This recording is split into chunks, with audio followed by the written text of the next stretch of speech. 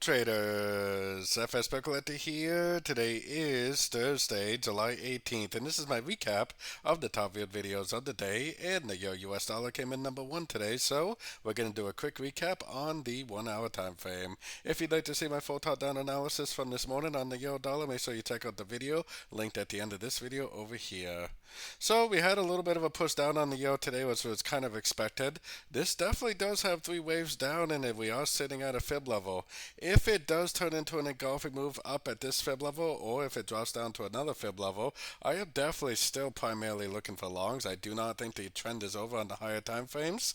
The only thing that is going to turn me into a seller right now is seeing this break structure to the downside. So I do not see a break of structure to the downside, so I am definitely still looking for longs at the end of every pullback I see.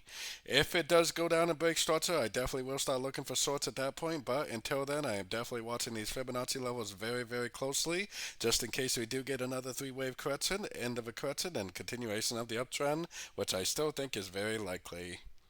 So don't forget to join my free Discord channel, which is linked down here in the corner, and as always, thank you and happy trading.